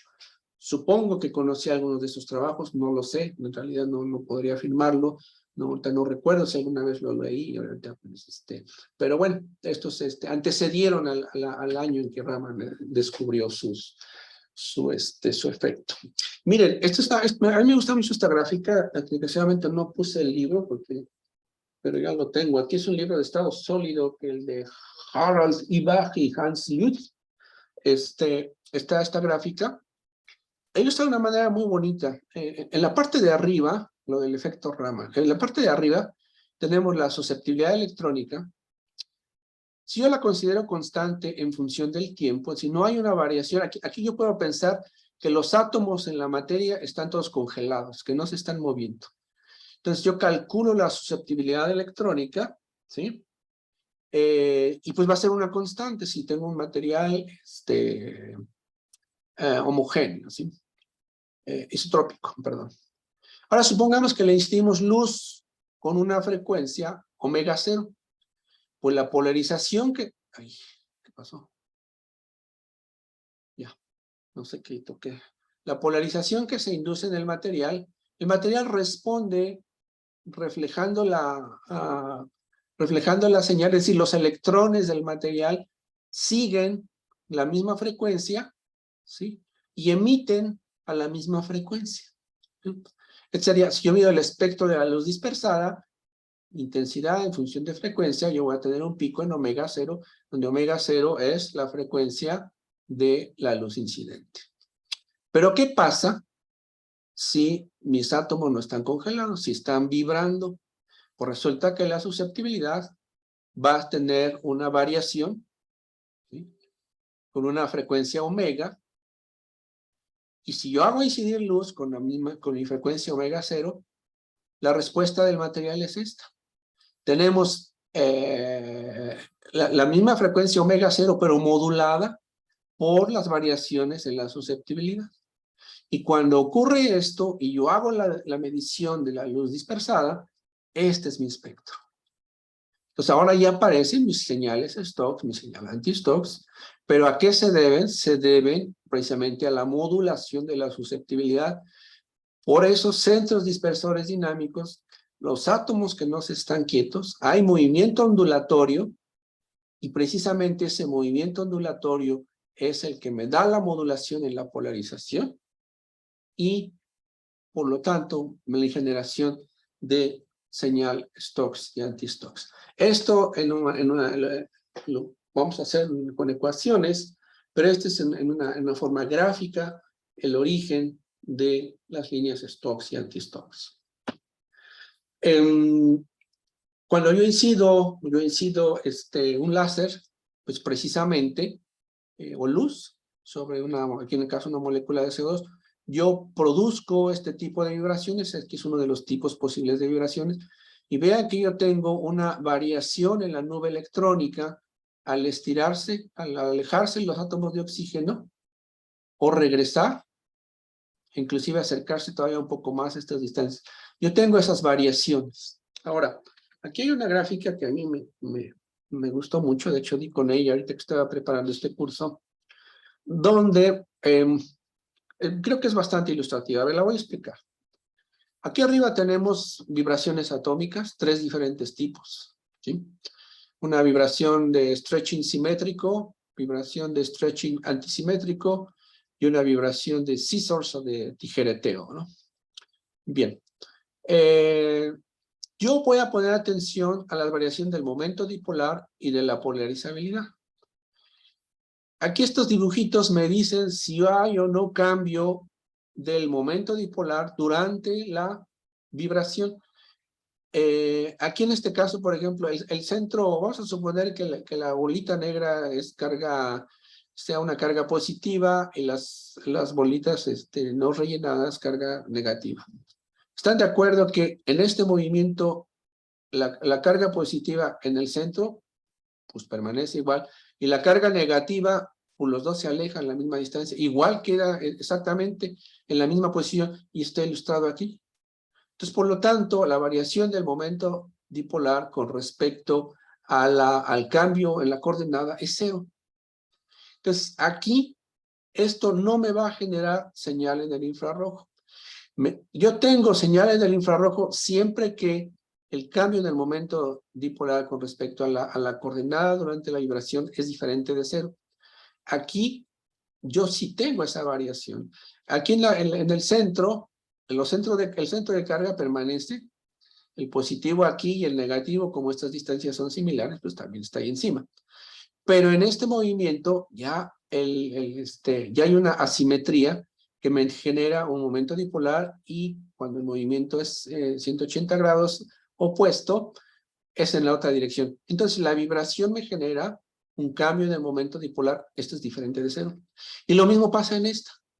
Aquí, pues mi caso no estirado, no movido, y este es el cambio del momento dipolar cuando tengo un movimiento. Yo tengo cambio de momento dipolar con respecto a la coordenada de vibración, es diferente de 0. Entonces, en estos dos casos, yo voy a obtener señales del infrarrojo. Y aquí, por eso está esta flechita, yo aquí tengo un pico, y en este caso, este sería el pico del infrarrojo. Este es espectro infrarrojo. Bien. Ahora vamos a ver la polarizabilidad que está asociada con la actividad Raman. Aquí, en este caso, aquí no es tan trivial verlo como aquí lo de la carga, pero aquí se manejan unos que le llaman elipsoides de polarizabilidad, que, bueno, a mí no me gusta ese análisis, no voy a abundar mucho en eso, simplemente en este caso comentarles que cuando hay un cambio en la forma u orientación del elipsoide de polarizabilidad, entonces la delta alfa, donde alfa es la polarizabilidad con respecto a Q, que es la coordenada durante la vibración, esto es diferente de 0. Vean que aquí hay un cambio en la forma, entonces este es diferente de 0. Aquí no hubo ningún cambio en esta vibración, este es 0, y aquí tampoco hubo ningún cambio en el elipsoide de polarizabilidad. Entonces, de estas 3 vibraciones, solo esta, donde tengo que esto es diferente de 0, me va a dar precisamente el pico Raman, ¿sí? Esto que está aquí, estas derivadas parciales para el momento dipolar y para la polarizabilidad que sea diferente de 0, se llaman reglas de selección para la actividad infrarroja y Raman, ¿sí? Es una forma de describir por qué a veces unas vibraciones yo las voy a ver en el infrarrojo, por qué a veces en Raman, y por qué, pues aquí se ve la complementariedad de las técnicas. Vean que estas dos vibraciones yo solo las puedo detectar por infrarrojo. Esto no sé qué sea, la verdad. Aquí en este ejemplo dice que es disulfuro de carbono, pero bien. Y esta vibración yo solo la puedo detectar por Raman. Entonces, ahí en ese sentido, estas dos técnicas son complementarias. Modos normales de vibración, ya habíamos quedado que son los modos de vibración independientes que se pueden generar para el agua. Dióxido de carbono, esos son el caso del agua, son los modos vibracionales posibles independientes. Para el caso de moléculas de CO2, estos son los modos linealmente independientes, sí. Bien, y estos son los modos normales de vibración para el caso más complejo, el caso del benceno, por ejemplo, y para el CH3 con bromo, que son estos aspectos de aquí. Ya no me voy a detener tanto, pero simplemente hacer énfasis en que en estas moléculas tenemos en cada caso modos normales de vibración. Este modo de aquí se llama modo de respiración, porque precisamente todos para afuera en fase y todos se regresan en fase, y todos para afuera en fase, y como si estuviera respirando estos hidrógenos alrededor del benceno, y por eso se le llama modo de respiración. Los modos de respiración, o los modos de vibración tienen nombres. Aquí tengo unos que encontré por ahí, que no puedo citar la fuente porque no era clara. Estos son unos GIFs. Este es el estiramiento simétrico, ¿sí? Su nombre describe precisamente el movimiento. Este sería el estiramiento antisimétrico, se mueven fuera de fase las esferas azules. Es el momento de tijereteo, perdón, el movimiento de tijereteo, la vibración de tijereteo, C-string. Este es el rocking, que es como la rocking chair, como la mecedora, ¿verdad? Se mueve como una mecedora, pues es el rocking. El twisting, aquí es los átomos entran y salen del plano de la pantalla. Y este es el walking. En el twisting se mueven fuera de fase, dentro y fuera de la pantalla. Y en el walking se mueven en fase. Son nombres que se han dado al tipo de vibraciones, especialmente en movimientos moleculares. Bien, aquí estoy poniendo una ilustración de dos masas con una constante de resorte. La masa pesada se mueve, pues no tanto, la amplitud de desplazamiento no va a ser tanta. La masa ligera se va a mover, su amplitud de desplazamiento va a ser mucho más grande. Eso es siempre pasa, ¿no? Un hidrógeno se va a mover mucho más, su amplitud va a ser mucho más grande que un carbono, por ejemplo, ¿no? Bien, aquí puse esto porque para que tengamos, en este modelo de masas y resortes, al modelarse, pues, casos ya reales, para el caso de enlaces sencillos, dobles y triples, el rango de variación para un enlace sencillo es del orden de entre 3 y 6. La constante de resorte esta es entre 3 y 6 milidinas por angstrom. Para un enlace doble se va entre 10 y 12, y para un enlace triple entre 15 y 18. Y ya en casos particulares de moléculas reales, bueno, aquí es el H con respecto a un átomo que ustedes quieran. Como el hidrógeno es muy ligero, la frecuencia es alta, entre 4.000 y 2.000 centímetros a la menos 1. Carbono triple ligadura a carbono, o carbono triple ligadura a nitrógeno, el triple ligadura es muy fuerte. Esta K es muy fuerte, y si la K es muy fuerte, la frecuencia de vibración es alta. Entonces, eso está entre 2.300 y 2.000 centímetros a la menos 1. Si esto nos vamos a dobles enlaces, baja entre 1950 y 1550. Enlaces sencillos, baja entre 1300 y 800. Y aquí en caso particular carbono y cloro anda en este rango. Con estos valores son obtenidos ajustando a las frecuencias de vibración que se miden experimentalmente y poniendo valores aquí a las masas, ¿sí? Pero digamos, son valores reales que se pueden usar en un modelaje sencillo. De esa manera tenemos seguramente ustedes han usado estas cartas de correlación para las diferentes regiones, dependiendo los grupos químicos, ¿sí?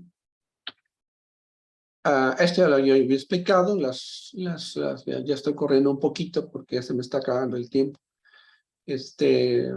Y pero aquí era hacer énfasis en que el Raman infrarrojo, vuelvo a repetir para que se les quede bien grabado, medimos fonones del centro de la zona del brillo, fonones ópticos del centro de la zona del brillo. Bien, cuando hacemos un análisis de las de la simetría del cristal o de la molécula, por teoría de grupos, nosotros podemos predecir si la actividad de la molécula o del cristal, cuántos modos Raman activos hay, cuántos modos infrarrojo activos hay, si hay modos Raman e infrarrojo activos o si hay modos no activos. Aquí puse solamente una lámina para el caso de la molécula del agua. Olviden lo que dice aquí arriba de matrices. Aquí, cuando digo que análisis por teoría de grupos es analizar las operaciones de simetría que tiene esta molécula. E es la operación de identidad. C2 es una rotación de 180 grados. ¿Están de acuerdo que si yo pongo aquí un eje de rotación y esto lo giro 180 grados, este hidrógeno cae en este hidrógeno y viceversa? ¿Sí? Entonces es una operación de simetría de la molécula de agua. Esta es una reflexión en el plano XZ, es decir, si este es ahora un espejo, esta parte se refleja en la otra y la molécula queda intacta. Y lo mismo una reflexión en el plano YZ, que sería el plano de la pantalla, la mitad de adelante se refleja en la de atrás y viceversa.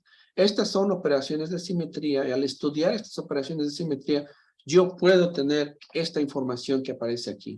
¿Cuántos modos Raman activos, infrarrojo activos, si hay activos en los dos, o hay modos vibracionales que no los puedo medir ni por Raman ni por infrarrojo? Esta ya la habíamos visto. Una diapositiva simplemente para indicar que la energía de un modo elástico de frecuencia angular está dada por esta expresión desde el punto de vista cuántico, del análisis cuántico, y la energía la llamamos fonón, ¿sí? Y es decir, lo que estoy diciendo aquí es que los modos vibracionales están cuantizados y el cuanto vibracional le llamamos fonón en analogía a al fotón, porque tanto el fotón como el fonón tienen su similitud con el caso de un oscilador armónico. Bien, esta parte yo creo que ya son prácticamente las 6 y esta parte es larga y creo que aquí sería un buen momento para terminar esta parte y pues dar unos minutos por si alguien tiene alguna pregunta o algún comentario.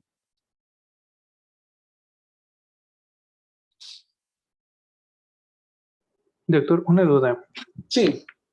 ¿Qué pasaría si tenemos una diferencia isotópica? En el caso del ejemplo del agua, por ejemplo, que puso en la diapositiva anterior.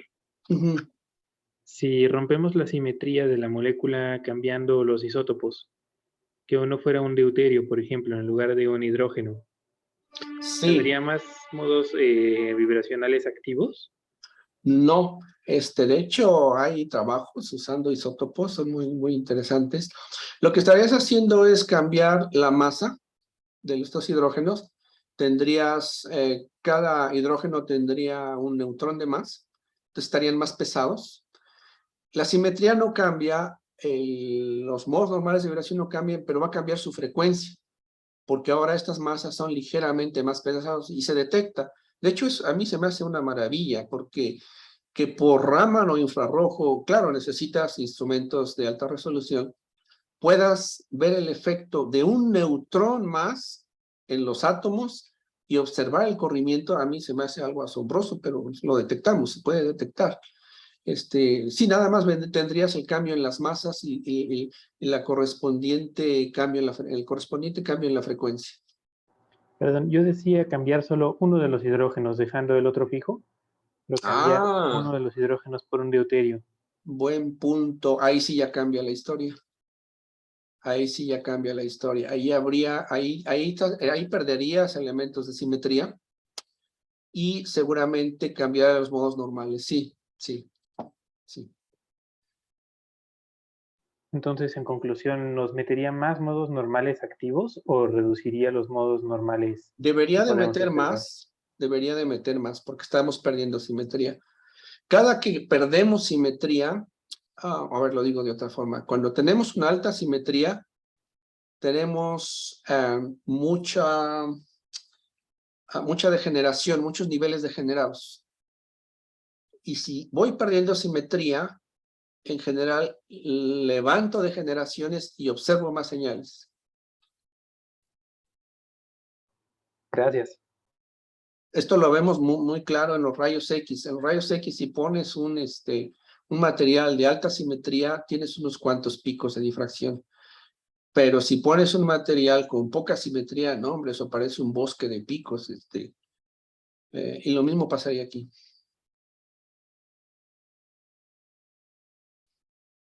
Perfecto, muchas gracias. Sí, no hay de qué.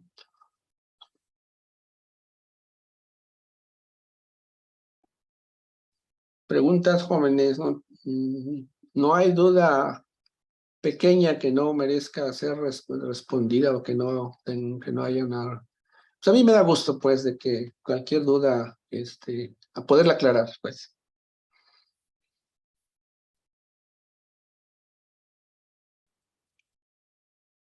Lo mismo se vale decir si ha sido muy no muy claro. Yo creo que sí va bien. Va muy claro las cosas, pero igual pues quedan muchas cosas que queden en dudas, ¿no? Que no sé, igual si tienen ahí alguna duda, pues pueden levantar la mano, escribirla en el chat. Sí, Creo sí, que claro. gusten. Bueno, entonces el día de mañana, pues vamos a hablar de instrumentación y de algunas aplicaciones. Este sería, ese es el plan para mañana. Sí, esperemos que ya tengan más dudas mañana. Igual, pues ahí va a estar la grabación, ¿no? Para que la puedan ver, puedan analizarla. Si les surge algo nuevo que vean ahí, pues mañana el doctor con todo gusto podría Claro, responder. ¿Alguna claro, duda sí, en si mañana particular? tienen preguntas de lo de hoy, adelante, por favor. Muy bien, pues muchas gracias, doctor. Me gusta, vamos No, no hay de cerrando. qué. Ya nos llevamos las 2 horas, entonces, pues continuamos mañana. Muchísimas gracias a todos los que asistieron. Nos vemos mañana igual a las 4 de la tarde por este mismo enlace. Pues no, daremos acceso unos 5 minutos antes de la hora. Así que pues hasta mañana. Muy bien, gracias, hasta mañana.